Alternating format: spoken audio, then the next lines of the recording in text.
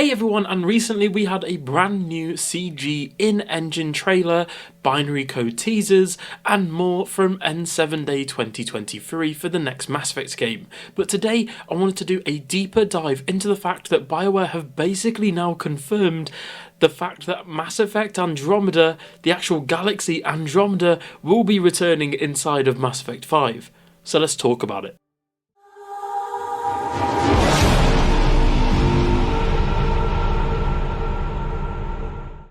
So let's start off with the recent N7 Day 2023 news. I've covered this in recent videos on the channel, and if you want to check out those videos, they'll be in the description below, so have fun. I've got my reaction as well as the actual teaser, as well as some other videos out, so check those out. During N7 Day 2023, we got a brand new piece of artwork of the brand new character shown off in the new teaser trailer as well. And if we enhance and zoom, we get an Easter egg of a nightclub scene. Now, to me at least, this looks like a brand new nightclub, and like I said earlier, I have covered this in its own dedicated video. In this scene, we see different species such as Krogans, Solarians, humans, Hanar, Volus, Batarians, and much more from the Milky Way galaxy, specifically Milky Way galaxy species boogieing out on the dance hall having a drink or two. But the noticeable one for a lot of people here is this figure right here. This appears to be an Angara who we meet in a first contact scenario, as well as meeting them as a new species in Mass Effect Andromeda. Now, to me at least, this is insane, the fact that Bioware, knowing full well, would just chuck this in this artwork knowing that we'd find it. And let me know in the comments below, do you think this is an Angara or a Turian or Solarian? Personally, I do think it's an Angara from looking at this into more detail. If you look at the two side by side, it definitely looks like one. Now, before we got here, during N7 Day 2023, we also had to decode hidden binary codes which took us to different URLs with countdowns. After these countdowns finishes, basically we got broken pieces of information, and within them we got separate encryptions: Epsilon, Oculon, and Post Nebula. And within these we got some very interesting things teased to us. In the Epsilon encryption, we got the phrase Andromeda distress signal detected. If you don't need any more convincing, it's straight up, it's in black and white right there. Then we got the Oculon encryption, which was Oculon 2819 Defiance, with the final one suggesting that we've breached the security encryption within Post Nebula. Now, this is significant because Andromeda actually takes place in the year 2819. Following a 634-year journey aboard the Ark Hyperion, Scott or Sarah Ryder awakens in the Helios cluster of the Andromeda galaxy. This is once again implying that the next game could very well take place in Andromeda. Either that, or there's a story beat that directly pertains to a distress beacon or distress signal being found in the Andromeda galaxy. But for me, this is more of a clear confirmation that Andromeda is going to be playable, or at least you will be able to visit the galaxy in some way, shape or form. Not convinced? Well, let's take a little old time travel back to 2020, where we have some evidence scattered within the reveal teaser trailer from the Game Awards in 2020 regarding Mass Effect Andromeda. In the background audio, we can hear Godspeed Pathfinder. This audio has been taken directly from Mass Effect Andromeda, where we first take off in the Tempest. Do you remember that scene? In the reveal trailer, we also hear Arc 6 is away. Again, this is an audio clip taken directly from Mass Effect Andromeda. Now, if you don't know or never played Andromeda single player, the Arcs were essentially ships used to flee from the incoming Reaper invasions, because effectively the initiative is set up with the Benefactor's help during the events of Mass Effect 2's ending, which, by the way, the initiative then basically scurry off to the Andromeda galaxy because they're afraid of extinction. Basically what they do is they place several different species into cryostasis, plonk them in some arcs, and then send them to Andromeda. Now, the significance of this is that in Andromeda, we only really hear or explore 5 different arcs: the human arc, the Turian arc, Asari arc, Solarian arc, and the Quarian arc, which became a bit of a meme at the time because the Quarian arc was adapted into a novel rather than being an in-game story DLC. However, this could be referring to the Quarian arc as Arc 6. Also, has anyone noticed that in the nightclub of the brand new artwork from N7 Day 2023, we actually don't see any Quarians, and after going back into several different pieces that we've had, basically the last 3 years of N7 Days and posts by Bioware, there's not a Quarian to be found. So, again, this could tie into the missing Arc storyline. If this brand new game, Mass Effect 5, takes place during Andromeda, the fact that we don't see any Quarians makes a lot of sense here, and this could tie into the distress signal we also received during the Epsilon encryption from earlier as well.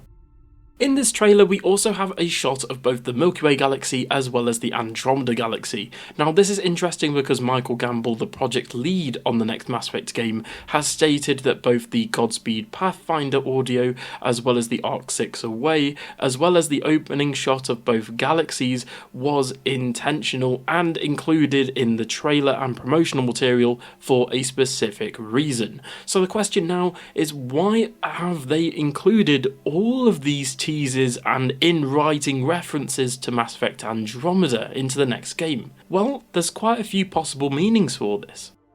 The first one is that the next game will be a direct sequel to Mass Effect Andromeda and somehow feature time travel, or maybe just FTL travel, or the actual merging between Andromeda and the Milky Way galaxies. By the way, Bioware, please don't do time travel. I really don't want time travel. I just want this to be a linear sort of storyline we're going with here. But all of this means that the next game would have to be set 634 years plus into the future, as this is how long it took for the initiative arcs to get from essentially the Milky Way to the Helios cluster in Andromeda. The obvious spanner in the works here is that Liara exists. What do I mean by this? Well, Liara is shown off in all of her baby blue glory in the reveal trailer for Mass Effect 5 all the way back to 2020.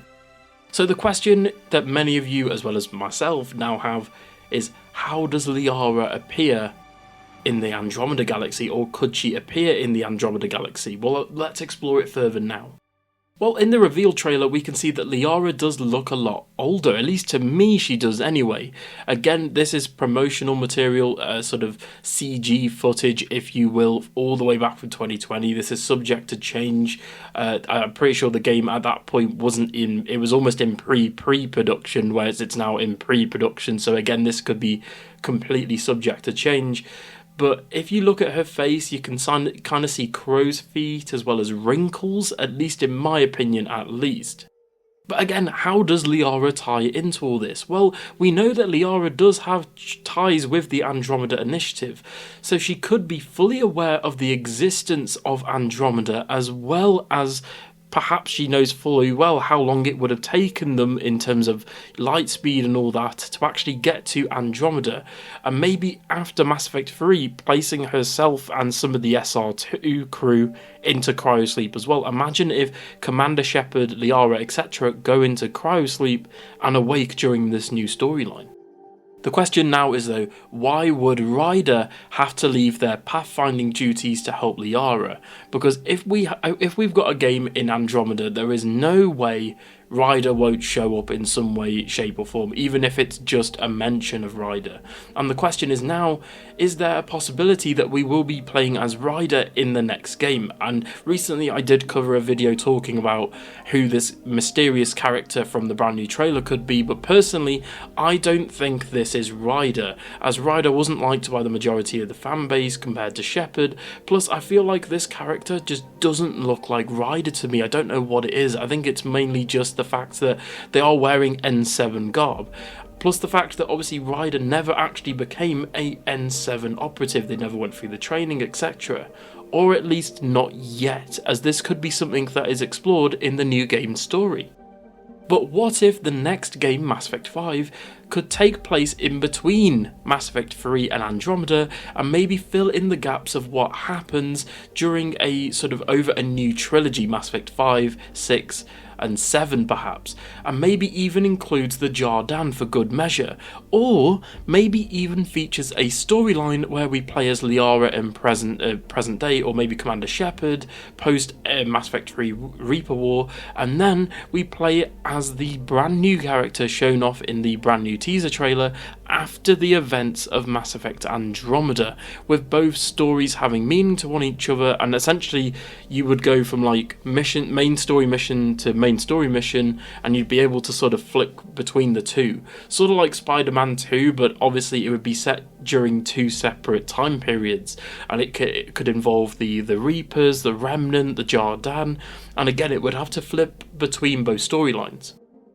In my opinion, I've always wanted to make a video on this, and I think in the future I will make a video on this topic in general, but I do think the idea of having a story take place after Mass Effect 3 as well as after Andromeda could get really messy, so we'll have to wait and see, won't we? Getting into more evidence though, Michael Gambel has also confirmed the fact that when researching the series for the next game, the team at Bioware have actually gone back and replayed the original trilogy, the Legendary Edition, as well as fully finishing Andromeda. So Mass Effect Andromeda is definitely going to be featured in the next game in some way if you weren't convinced already. Another couple of things to bring up is from the N7 Day 2022 secret transmission. We see essentially an unknown space station, which by the way, Michael Gambel has already confirmed this isn't a mass relay, even though it's designated MR7. It's really, I've got to be honest, I've called it a mass relay about 20 million times, so there you go. And in the background audio of this clip, we have audio from Liara and an unknown character. On this space station we can see a general colour scheme that closely matches up with Cerberus from the original trilogy. Now if you play through Mass Effect Andromeda's main story, we do know that Cerberus do actually make their way to Andromeda and have agents within the different arcs. Ryder does put a stop to some of their plans in a main side quests and little side quests here and there, but we do know that they can show up if the main story continues. So if Mass Effect 5 is essentially a Andromeda sequel, Cerberus can definitely show up. Plus, if you kind of look at the N7 Day poster from 2021, which is the concept art of the Geth crater, released by Bioware, we get some figures walking away from this ship, and the one walking away from the ship, the one that's sort of furthest away, in my opinion at least, is a top-down showing of this brand new character that we've gotten in both the artwork and the sort of brand new teaser trailer. In my opinion at least, it looks like that is the character. So again, this is more confirmation that this will be our primary either antagonist or playable character. Again, that's a video for a whole nother day, talking about the moral implications of this scene here. And going back to N7 Day 2022, we also have signs from Kadara on buildings in concept art. These signs appear in both Kadara Port as well as the bar upon the Ark in Mass Effect Andromeda. So why would they appear in the concept art if this actually takes place in the Milky Way? I theorised in the past if this is like a futuristic version of Fessia or Ilium, but especially with all the teasers we've got now, this puts that into question. Now lastly, we have to talk about the biggest dent into this theory of Mass Effect 5 being a Andromeda sequel is again Liara. In some of my previous videos on the channel throughout the year, I do comment on the fact that Liara does look older. Plus we have this from a Game Informer interview around the time the 2020 trailer went live. And I feel like if you're interested in the future, obviously we know Liara's much older. I would put her at now around 800 years, given off the trailer, and also I've confirmed that she's much older with the Bioware dubs as well. So we know it's very much set in the future. And so I feel like the ending of the... This now gets interesting though, because her age hasn't actually been confirmed by Bioware themselves. Officially, Liara does show up in Mass Effect Andromeda via audio logs, codex entries, and conversations with Ryder's father that you can actually find at his main terminal, sort of in a cameo format. But I've actually reached out to the woman in this footage. Unfortunately, she's never gotten back to me. It's probably because I'm quite a small YouTuber and whatnot. But at the same time, we've never had confirmation this is true from Bioware. So there is at least a connection between current events and the Andromeda initiative, but connecting Andromeda to the next game is going to be difficult. If Bioware decide to make this game a sequel to Andromeda, so basically Andromeda 2 or Mass Effect 5, that could really annoy a lot of people. Personally, I liked Andromeda, but I'd like to see a return to the Milky Way as well, or having both galaxies mergeable or playable in some format. Imagine a dual galaxy map. I feel like that would make all fans happy if done correctly. I think by having both galaxies playable, this would make most of the fan base happy in a sort of neutral ground sort of way, as it wouldn't alienate new players and players who exclusively enjoy Andromeda. As a Mass Effect fan myself, my favourite game is Mass Effect 2. I think Mass Effect 2 is one of the greatest video games ever made, but at the same time, I do think Andromeda got done quite dirty in my opinion. It had a rushed development, it had loads of stuff that got scrapped. At the time, it came out during a time where loot boxes were being shoehorned into games, and EA was sort of course correcting because at the time they were saying, oh, we only want to make multiplayer live service games, and Andromeda was really more of a single player game. So I do think Andromeda got done dirty, and in my opinion, I would actually like to see a sequel to Mass Effect Andromeda, purely for the fact that imagine if Andromeda's world, characters and story got the Mass Effect 2 and 3 treatment, so the original trilogy treatment. I think that would do wonders for it. Plus, who knows? The Milky Way gang may have progressed in terms of mass relay technology as well as FTL travel, so anything's possible really. Anyway guys, what do you think about this sort of massive deep dive into Mass Effect Andromeda? I do apologise, as of late on the channel I've sort of been spamming out content. That's just because at the time of recording this, we've got so much going on with Mass Effect and other game series I cover on the channel, so unfortunately in the span of a few days it's been loads of content. But if you enjoyed this video, don't forget to share it with your fellow Mass Effect fans and community. Don't forget to like, share and subscribe, and I'll see you guys in the next one. Bye.